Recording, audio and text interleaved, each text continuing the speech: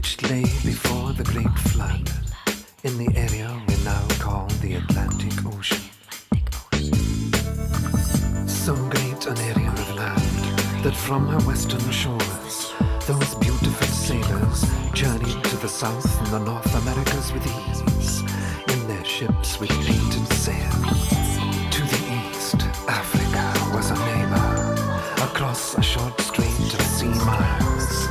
The great Egyptian age is but a remnant of the Atlantean culture. The antediluvian kings colonized the world. All the gods who played in the mythological dramas, in all legends from all lands, were from fair Atlantis.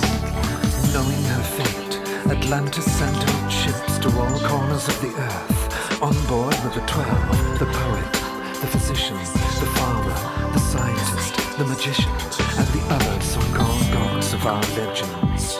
Though gods they were, and as the elders of our time choose to remain blind, let us rejoice, sing, dance, and ring in the new age. Hail Atlantis! Like a child who's running wild, sinking deeper down the line. I close my eyes to see the light. Way down below the ocean, where I wanna be, she may be. Way down below the ocean.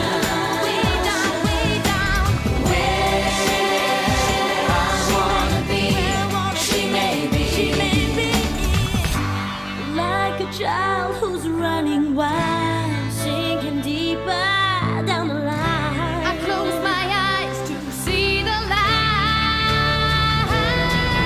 Way down below the ocean, where I wanna be, she may be. Way down below the ocean.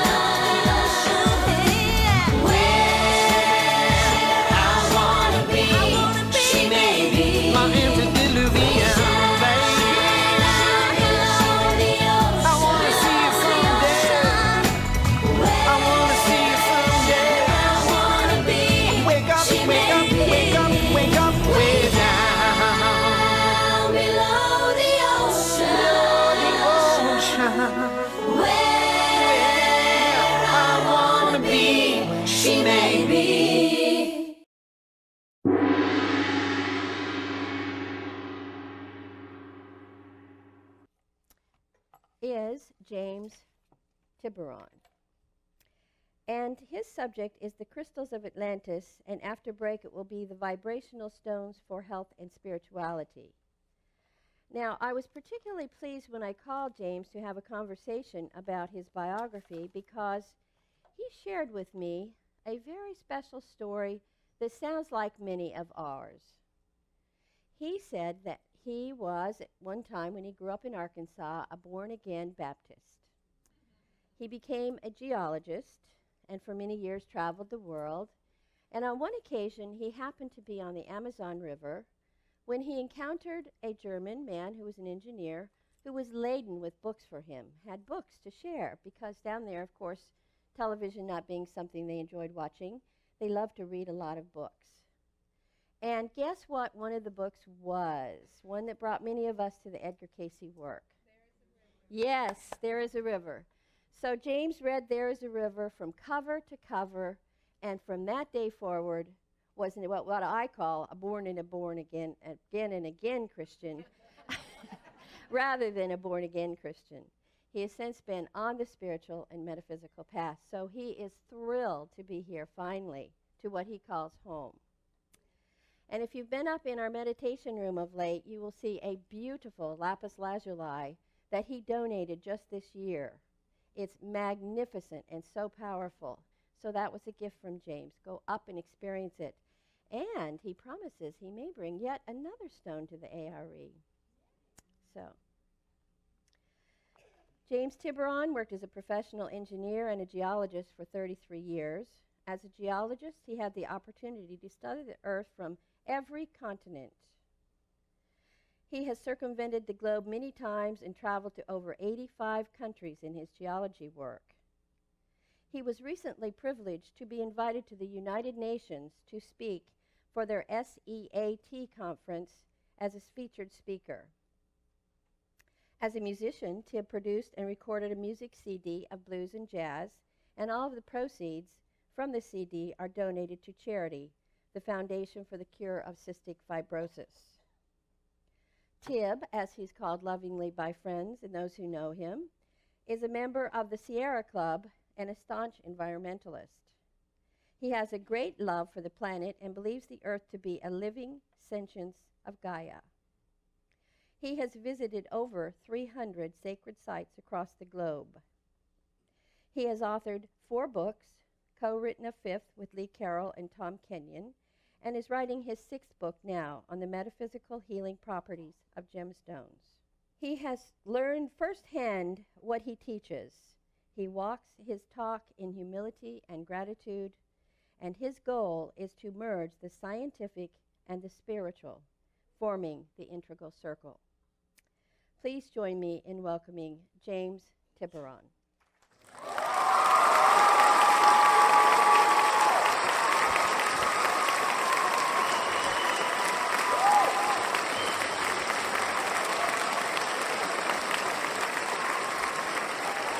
So thank you all very, very much for coming here and for the lovely welcome.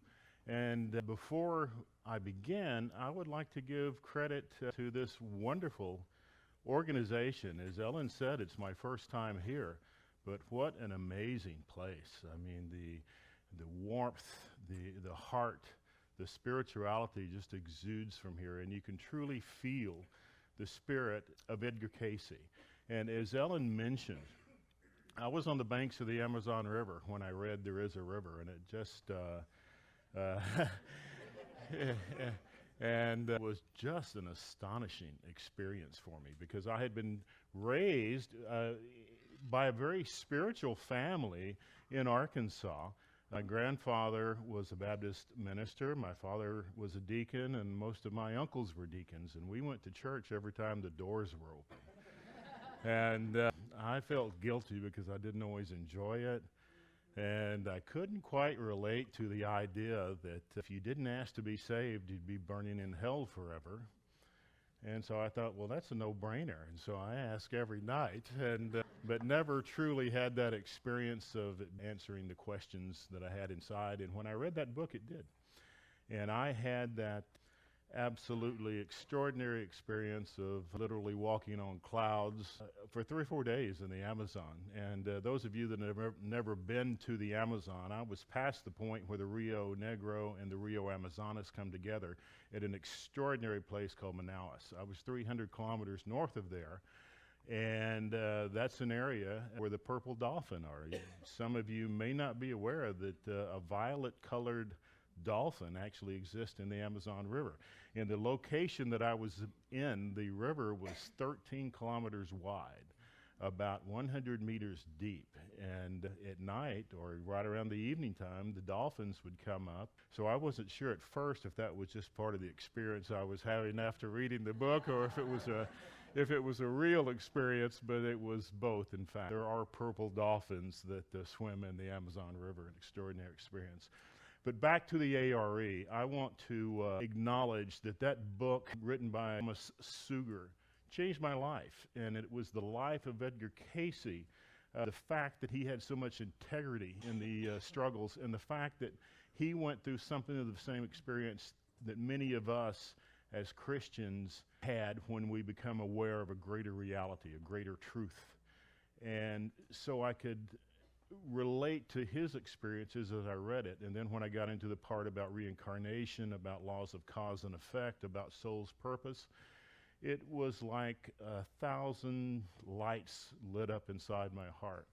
It was like the experience my parents said they had when they were saved, that I never quite had. I had it when I read this truth. And so I owe a great debt to Edgar Cayce and to the people here at the A.R.E. that lead this organization.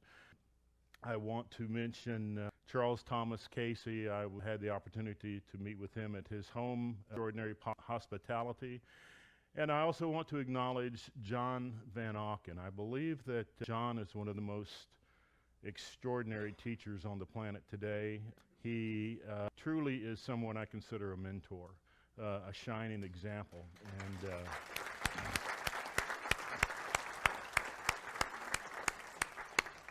And John invited me here to speak. I'm very grateful for that, but more than that, I'm grateful to John for the person that he is. So another round of applause for John Van Auken.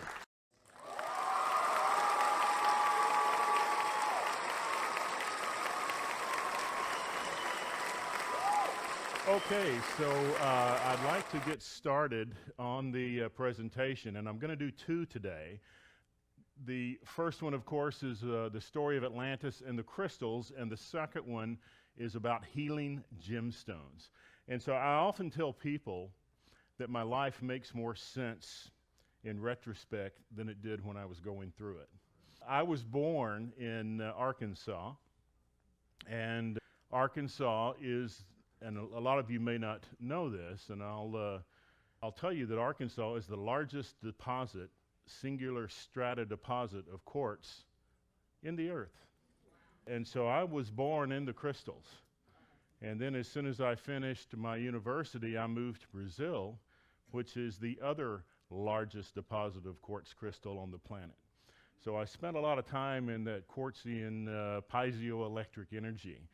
And while I was in Brazil, right after, in fact, that my colleague gave me the book about Cayce, the Brazilian government made a decree where any foreigner working in Brazil had to receive a high percentage of their salary in the local currency. At that time in 1978, it was cruzeiros. And when I went to Brazil, 6 cruzeiros equaled $1 US. When I left Brazil 7 years later, 22,000 cruzeiros made $1. So you could not take cruzeiros and put them in the bank. When you came back, there was nothing there. And so Brazil is an absolute cornucopia of gemstones, of crystals. And so a lot of people in Brazil bought gemstones with their money because they held their value. And so right about the time I was reading about Cayce and getting into Cayce's information on gemstones, which is a lot of my second presentation, I was also having to buy gemstones. And so I had the rare experience of having to learn about gemstones, and then I've got a photograph taken 35 years ago of me sitting at my dining table with my landlord, who also sold gemstones, with literally piles of amethyst, opals, imperial topaz, aquamarines, everything you can imagine, emeralds. And it was just an extraordinary experience because and I'll talk more about this in the second hour, I had the experience to really learn about them in great detail. So that'll be the second hour. So we'll go ahead and get started on the story of Atlantis. So the capital of Atlantis was described by Plato as being an absolutely beautiful city surrounded by 3 concentric canals. And Edgar Cayce speaks about a golden age of Atlantis, as does Plato, that was a time of great beauty, a Camelot, it was a utopia. Cayce said that during the golden age of Atlantis, that the Atlanteans reached the highest level of spirituality ever achieved on the planet. Now that's an interesting point, because so many people in the quote-unquote new age of metaphysics consider that Lemuria was actually a higher spiritual resonance, where Cayce says what was achieved in the golden age of Atlantis by all of you here, Children of the Law 1, was actually the highest. Now I'm going to talk a little bit differently. John gave a fantastic presentation on the crystals of Atlantis, or was contained in there a couple of days ago. And much of mine is similar, coming from the same readings, but with a different perspective. And so I'm going to talk about that, some different interpretations a little bit that I'd like to share with you on that. How many of you here felt like you were in Atlantis?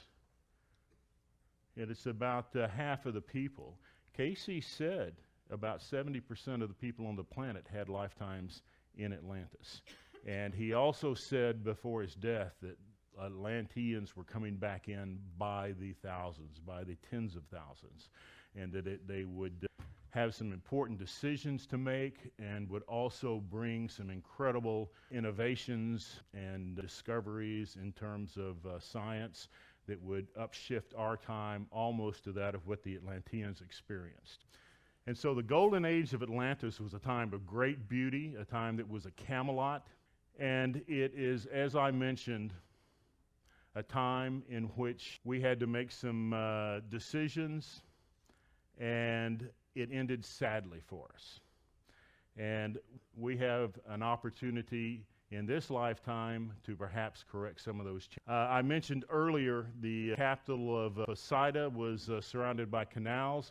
Now it's interesting that there was a book written in the early 1900s by a Dutch author that talked about Atlanteans coming into Holland, and I'll talk about that a little later in the presentation. But I've been to Holland quite a few times, and it's an extraordinary metaphysical community. And I've taught the Metatronic keys there a few times. And what's interesting about Amsterdam is that it is also a city with concentric circles. And so there's an energy layering that occurs there. And they are very, very free-willed people in Holland. They absolutely preserve their liberties and their joy of life. And so Amsterdam is one of those places that I think absolutely has a lot of the children of the law of one. There was beautiful architecture of temples, theaters, parks, universities, and the golden era of Atlantis was a land flowing in creative literature. It was a really, really happy time that a lot of us associate with the energies of Lemuria. It was a time of great artistic expressions. They had all of the amenities and more than of what we have today. There was absolutely all the convenient methods of travel that we have, including airfare, boats. They had the subterranean crafts. They had television, theater, music, recordings, films. Someone yesterday in one of their presentations mentioned Ruth Montgomery. How many of you are familiar with the work of Ruth Montgomery? She's passed over now, but she was quite an interesting author. And she spoke a lot about Atlanta. She did a reading, actually. She was semi-celebrity. She had been a journalist that covered the White House for NBC News for a number of years. And she was close friends with Johnny Carson.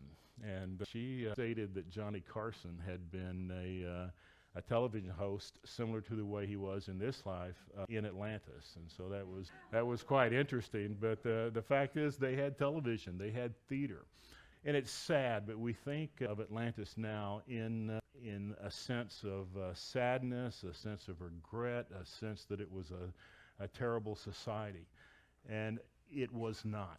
The law of one, again I want to stress, which most of you were part of, was absolutely a spectacular, harmonic group. It was a very special time on the earth, and as Cayce said, they achieved the highest realm of spirituality ever achieved on the planet Earth by mankind. Now, I'm going to come back and talk a little bit about what I think some of the interpretations of the Cayce readings are that I have that may be somewhat unique. And so we'll come to that. I just want to establish this groundwork of what that society was like. And they did indeed use crystals. They had an incredible array of crystals, crystals that powered all of the machinery, crystals that were used to raise the energy of universities that could be directed into institutions of higher learning to upshift the sense of well-being. They had crystals that could control the weather. They had crystals that could power everything, much in the way that Tesla was working on the free energy at the earlier part of the 20th century. And so it was a time of that highest energy, And so at this point, I want to start at the beginning. So our dynamic Earth has been in existence for about 4.6 billion, with a B, years. This is what they call Pangea. How many of you are familiar with the Pangea supercontinent? The idea in geology is that about 264 million years ago, all of the continents of Earth were collected together, were one big continent. And through tectonic movements, through polar shifts and other geological slow dance phenomena, all of this changed. The Appalachian Mountains just north of here are absolutely the same mountain range that occurs in Scotland, where they're referred to as the Cairngorm Mountains. Did you know that? No. Absolutely the same. They separated here, you can see that. Ireland, time of Pangea, was attached to the Sahara Desert of Africa. And so that's very different. And if you've been to both Scotland and Ireland, there are some notable geological differences. Magnetic pole reversals have taken place on the planet many times. Our sun, in fact, is having a polar reversal right now. How many of you are aware of that? The sun reverses its magnetic poles every 11 years. And if it's energy right now where things are sluggish, where it's hard to really get moving, part of that may be because the sun is halfway through its flip. One of the poles on the sun is not putting out the anionic energy that it normally does, and the cationic energy or positive energy is not coming in as well. So we're kind of in a little bit of a flux right now. Have you felt that there's something going on? The sun reverses its poles every 11 years, and it's going to happen any week now. It's been ongoing since about the end of August, and it should complete itself soon. And then things will get a little bit more dynamic, a little bit more normalized. But we are in the center right now of a solar pole reversal. And so the Earth has had, over the past, over 103 of these. Now this is different from an axial tilt. A magnetic flip simply means that the anionic charge that is normally on the North Pole moves to the bottom, and the positive charge on the bottom moves to the top. One of the predictions that the Hopi had was that when the ascension occurred, when the new Earth came in 2012, that the sun would rise in the west. How many of you have heard that before? Well, and a lot of people have suggested that we're due a magnetic pole shift. So if the magnetic poles had have shifted, the sun would still be rising over the Atlantic, but that would be the west. So that's a very interesting thing to think about and consider. That's true if you think about it. Okay, to move a little further, I told you that our Earth is 4.64 billion years old, and 500 million years ago, something very, very special called the Cambrian period occurred, and it's generally referred to as the Cambrian radiation or the Cambrian explosion. Does anyone know why? Anyone want to share that? The reason is because all life as we know it appeared on the planet 500 plus million years ago during the Cambrian radiation. Now, if you think that the Earth is 4.64 billion years old and that there is no evidence of life before life as we know it before 500 million years ago, that's a pretty interesting thing. And so what geologists and scientists believe is that the Cambrian explosion was earmarked by massive solar activity. Coronal mass ejections like the ones we've been experiencing in the past 2.5 decades took place there. And during that time, all life as we know it suddenly appeared in a short geological time. All the mammals, all the major fish, all of the fossil records began about that time. Greg Braden was the first one to talk about the coronal mass ejections, about all of the solar activity that has been bombarding our planet since 1989. How many of you are familiar with the ongoing rush of energy from solar mass ejections? That is something that Metatron refers to as the Aquarian shift. Susan Joy Renison. There are a series of Russian scientists that have spoken about it. But NASA has documented the number of X-class solar flares that we have had, and there have been studies that are suggesting that our own DNA is shifting. You heard John Van Auken speak yesterday morning about Cayce predicting a fifth race that would come in this century. And I'll talk a little bit more about that in this presentation. But the scenario is there for our shift, for our evolvement. How many of you believe that the ascension took place on December 21st, 2012? How many of you believe that it did? I do. But it was not the ascension of humanity. It was the ascension of the planet.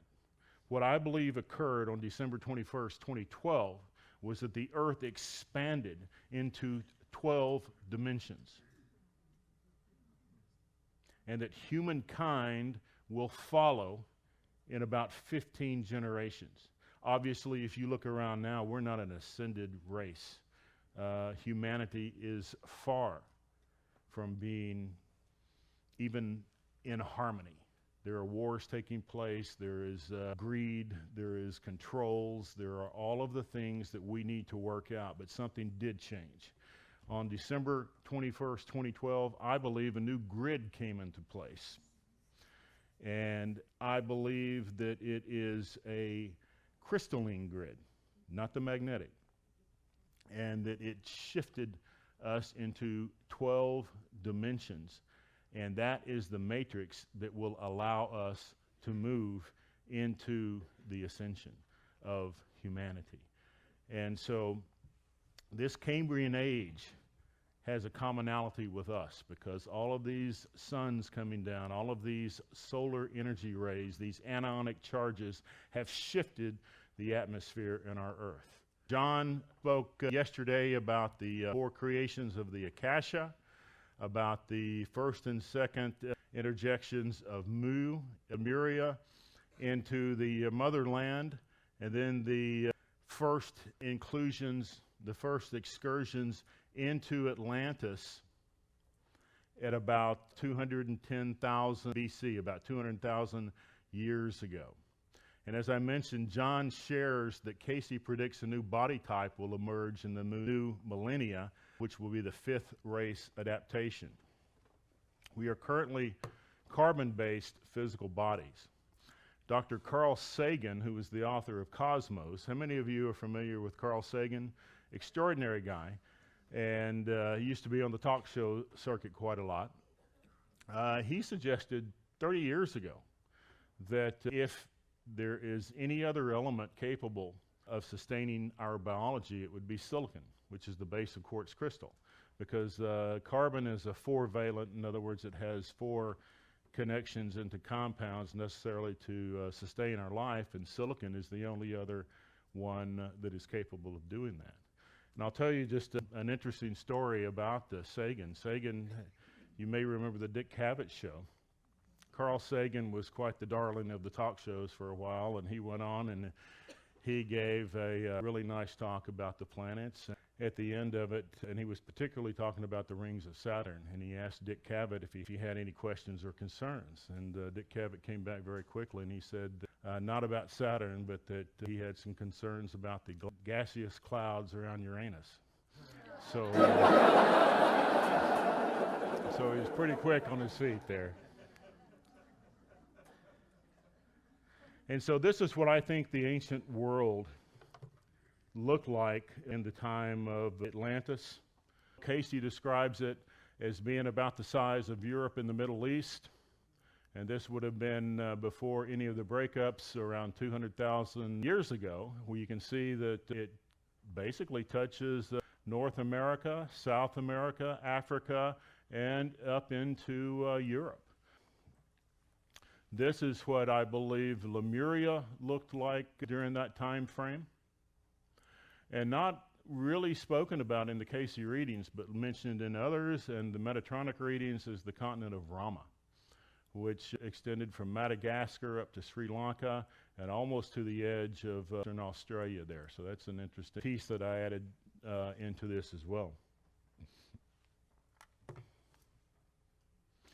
And so Cayce speaks about mankind coming onto the earth 10.5 million years ago. And as you heard John speak about, the original entries were in spirit form. They were not physical beings. They were projected thought forms. And so how many of you saw that with John the other day when he was speaking about the 4 entries? Well, so I want to focus my talk then a little bit on some pieces of the Cayce readings that I've taken and added some interesting evaluations that are a little bit different. But the timelines of Atlantis are 210,000 years ago for the influx of the original souls. Cayce said there were 133 million. 200,000 BC when Amelius came in as the leader of the Law of One, and I do think we are all part of that soul group. And here's one of my injections. 106,000 BC is the first Eden. And up until then, Cayce speaks that we did not have true physical bodies, and we were not gendered. We came in as androgynous spirit beings. In 50,000 BC, the first breakup where Atlantis goes into 5 islands: Poseidon, Arion, Og, Italia, and Air. 28,000 BC, it breaks up into 3, Poseidon, Area, and Og, and the final breakup around 10,500 BC. And this comes from John Van Auken's article that I want to credit him for, The Origins of Mankind. If you do not subscribe to John's Living in the Light newsletter, I highly recommend it. It is available online, and it is just a treasury of information. I'd also like to mention at this point that we also have a newsletter where we share information at least once a month. If you'd like to sign up for our Earthkeeper newsletter, the forms are in the back to the side there, and we'd love to have you sign up with us. Okay, now this is something interesting that I'd like to share.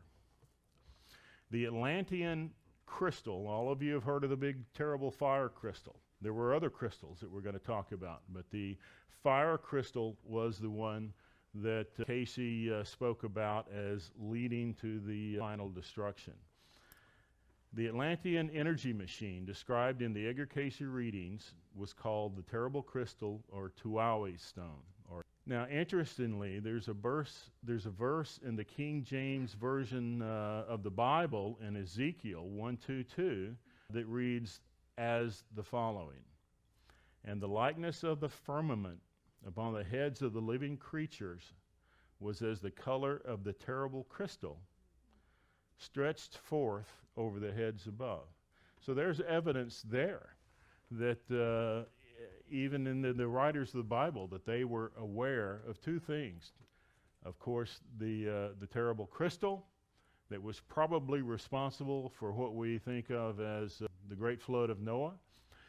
But something else is really, really interesting here, and that's the reference to the firmament. The firmament plays a big role in some of the readings that we receive from Metatron. In reference to the firmament, Metatron readings indicate that it is pre-duality Earth in which the firmament existed. In other words, if we consider the Earth now to be a planet of duality, and it is, we have a North Pole, a South Pole, we have light and day, we have male, female. We are a planet, we are a consciousness living on a plane of duality. Does that make sense? If, according to Metatron, the firmament was a grid that surrounded the Earth before the planet became one of duality, and that during these times that John talks about, that Edgar Cayce speaks about, in which souls enter the earth plane, and they entered without getting attached to anything. These first souls that came into the earth came in as pure thought. They weren't male or female, and they were able to experience the elements and all of the existences down here without any quote-unquote karma. It was a playland. It was an adventure land. And the reason I suggest that many of you now have an association to the devics of waters, of airs, of trees, of plants, the flowers, is because, as Cayce suggested, as Cayce mentioned, when we first came down here, we experienced expressions of the elements. So we may have expressed ourselves as a tree. And Cayce also saw fairies and gnomes and elves since his childhood, and he explained those as conscious projections of trees, of minerals, of the sky, of the waters, the Devic kingdom. So when we first came in, we experienced life by projecting our energies into the Devics, into the elements, wind, fire, water, earth. And it was just an interesting expression. And then it started changing a little bit. John talks about Cayce's readings where they said they were getting caught into different situations that entrapped them and that they couldn't get out of. It is my belief, based on the Metatronic readings, that at that time, when Cayce talks about a group coming in to find a way out, the firmament fell. The firmament was a grid. How many of you understand what a grid is? A planetary grid. The firmament was a planetary grid that was replaced by a magnetic grid. Now, we have a new grid now that I was mentioning that we call the crystal grid. I refer to grids, particularly this one, as Windows 2012. It's simply a program that allows you more utility. You remember the old DOS programs we had before Windows came in? Grids are like that. They come in with different applications and with upshifts. And so the firmament allowed for a non-polar, non-duality Earth. And you may say that's not possible. It is absolutely possible for a sphere and even an octahedron to be non-polar, to be non-magnetic. And so I think that we had a unipolar or a non-polar firmament that allowed people to come in. And then what I think happened with the duality Earth beginning around 106,000 BC in Atlantis is that the magnetic grid came in. It was a dodecahedron. Plato described the Earth of that time as being a ball with 12 patches, which is what a dodecahedron is. And John talks about I believe it was a third Eden by that time. But the Adam and Eve story, if you think about it, is a metaphoric, symbolic sharing of the duality experienced. God reaches into the side of Adam and pulls out the other side, and the Latin word, the Greek word is kote, not rib, and it pulls out, it's the other side. So before that, we were not male or female, we were both and neither, and we came into a duality Earth as male, female. Does that make sense? Before that, there really wasn't a right and wrong, there really wasn't a pattern. So we come into the duality experience, we eat the apple of what? The tree of knowledge, and so suddenly we become aware of dualities. This may be right, this may be wrong. And so that is that experience. The Kundalini representing the forces that we will deal with in physical, more dense bodies, in which we're required to blend the lower chakras with the higher chakras, which is in essence what the Christ consciousness story of King Arthur is about, if you think about it. That's another topic. So what I'm suggesting is the firmament was the end of non-duality Earth, the beginning of duality Earth, and that duality is not a punishment. I'm suggesting to you that duality is a university, that we come here, we chose. Cayce spoke about not every soul choosing to come back. I suggest that duality is about learning creatorship. Metatron says that we choose duality to learn how to be a more responsible creator.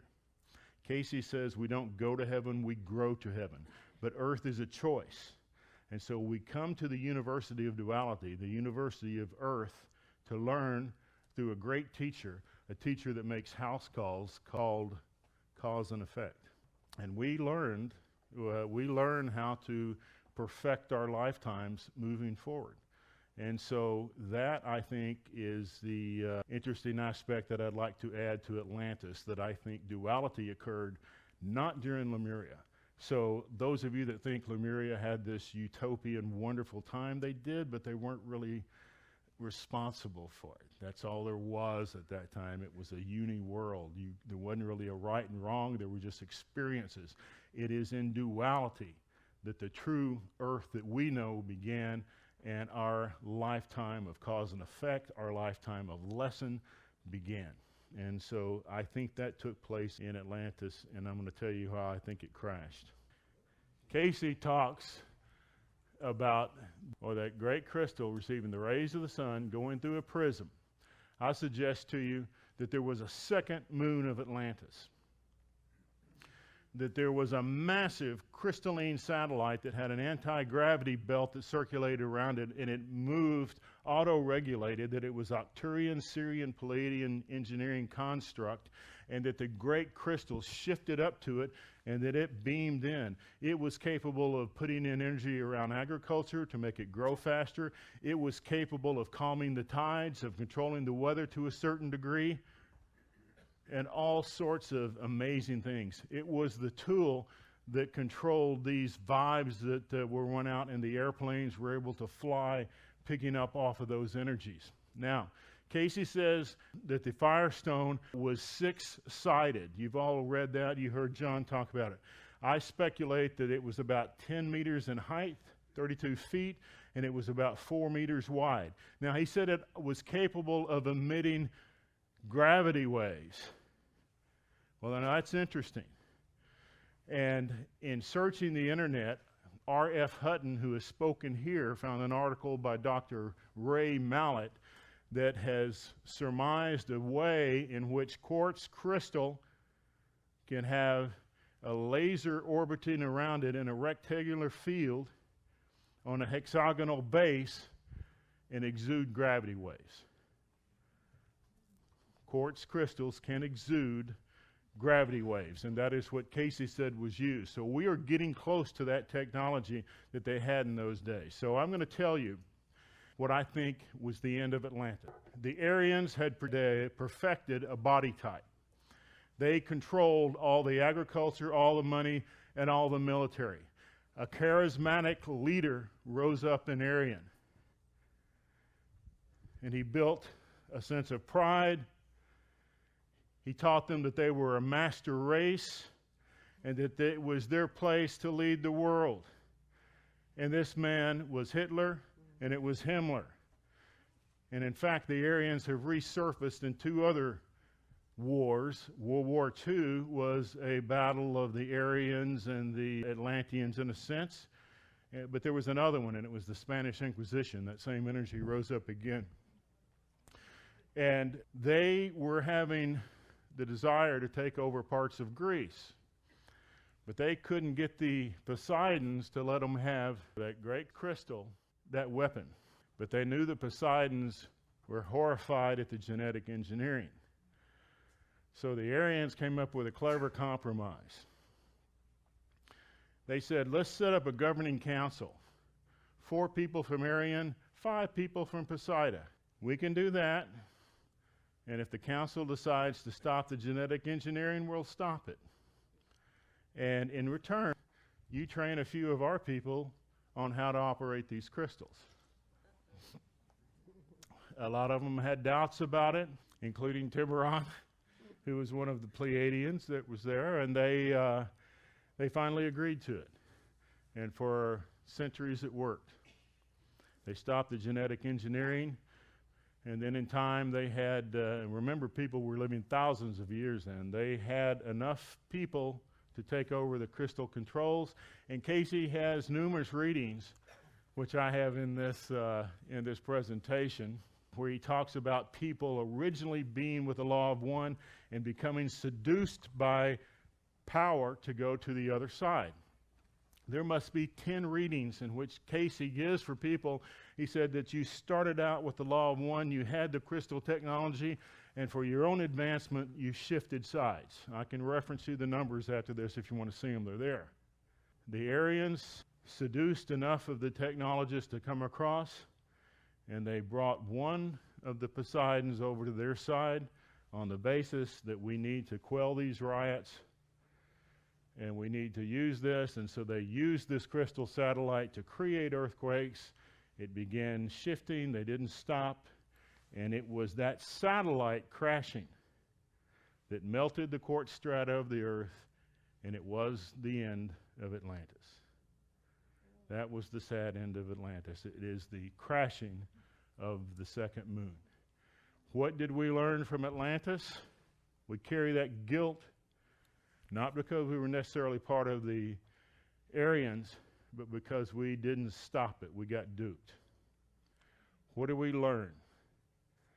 One of the things that we have to learn is that we can't put our heads in the sand. So I'm going to end this presentation now. I think it's time, and we'll stay on schedule. I'm happy to answer any questions.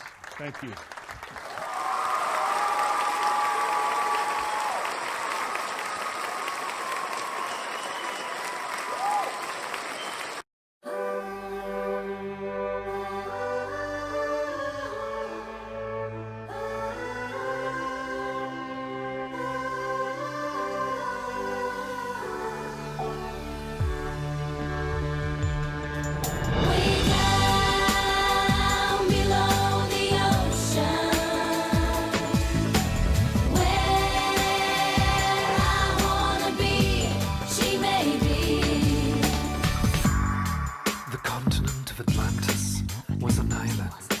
which lay before the great flood in the area we now call the Atlantic Ocean.